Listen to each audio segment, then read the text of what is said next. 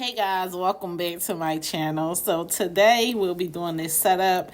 The colors I used was black and chrome silver, as you can see. The backdrops were provided by my client, so I did not have to bring any of my backdrops. And we did have some complications. Of course, what is an event without some kind of curveball? So let's jump into it and let's talk about all that went down.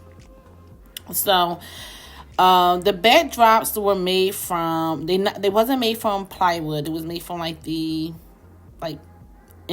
I want to say MDF. I'm not sure.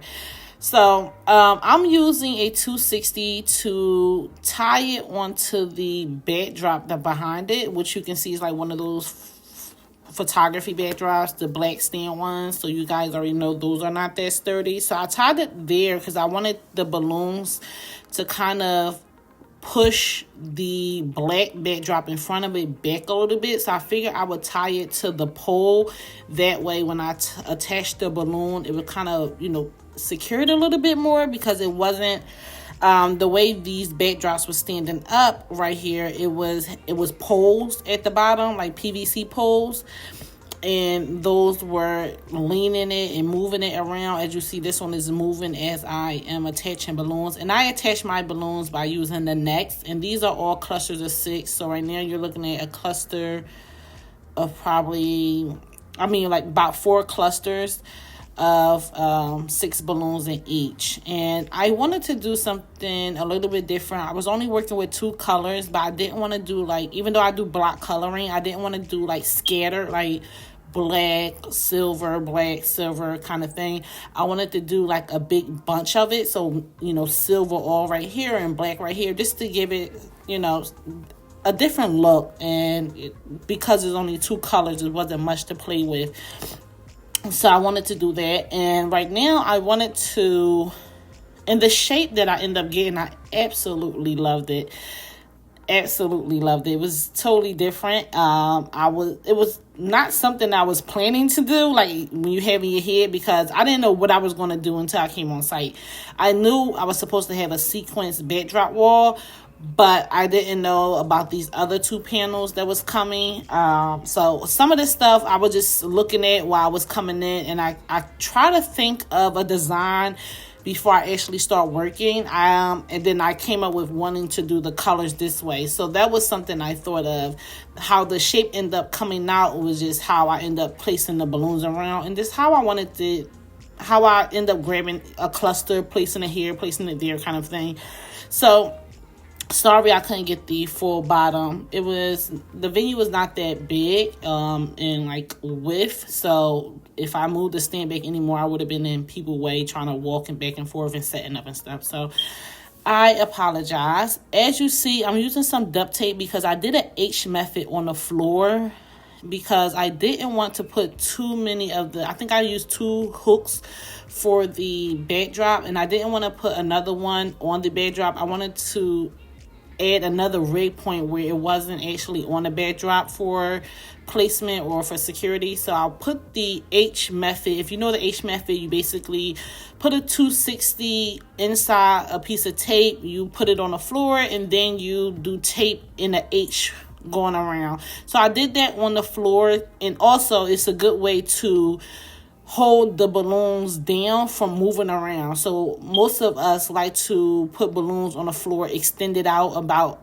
2 feet, in a way to not have your moves lifting up off the floor and moving around, which my next thing I've been working on to not be annoyed about. You can use sandbags, either a little small sandbag of a balloon or a water weight balloon, or you can do the H method with a 260 and just put it down. The duct tape I use is the Gorilla one. It don't leave residue, not that I ever seen when I took it off from other projects, not a floor. But I would suggest, using good quality tape that's not going to leave any kind of residue on people's floor, kind of thing. And I guess when you need to jump in and use the sandbag or water weight, perhaps you on carpet or something like that. So I use a little bit of high shine, even though I inflated some of the chrome balloons at home, and within a few hours of using them because I had to go somewhere. But once I got on site, they was a little dull, which I don't like. I would like to inflate my chrome balloons at the last minute, but sometimes you don't always have that option. So I did use some high shine in the previous clip, and I sprayed it on a rag as well to wipe it around. So here you see I used the clear adhesive hooks. I get those from Amazon, and the client didn't mind me just using them because, again, as I mentioned, this wasn't plywood. This was just like some MDF. So she was like, you know, do whatever you need to do. You know, you just needed to look good. And I have Noelle with me. As you see her, you guys, she's helping with the 5-inch balloons. We both were just like cracking up at this event because we never get a break when it comes to these backdrops. And I'm a DIYer, so I'm totally fine.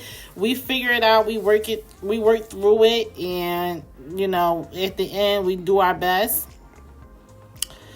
As you see on the clip, every time I use my 260s, I like to add a loop. Or a hoop. Is it a hoop or loop? I don't know. A loop when I tie it at the end to put around my balloons. I don't wrap the 260 around the cluster. I feel like it just takes way longer now, so I don't do that anymore. I haven't done it in so long. I feel like you get the same amount of tension when you just put a 260 and you loop it and then put one balloon around it. I feel like it grabs it and does the same amount of tension of you just trying to wrap it around like 50 times. And this only takes about 2 seconds. So that's what I've been doing lately for a long time. Like a couple months now, actually. It's been a while. I probably just now mentioned it, but it's been a while since I've been doing this. And as we going, we've been adding the 5 inches, even though I'm still adding. And to get, I know you guys can't really see the bottom, and I really apologize.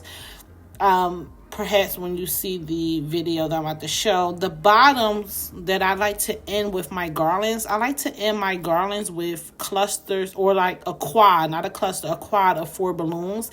It gives it that pointy look. So those at the bottom all around was like quads of 4 balloons. So it kind of end the garland because the cluster is kind of thick and bulky. And it all depends on your style, what you were trying to build. But I like to end it off, most of mine, with a quad of 4 balloons. But this is the final look, you guys. I hope you enjoy, and I'll see you in the next one.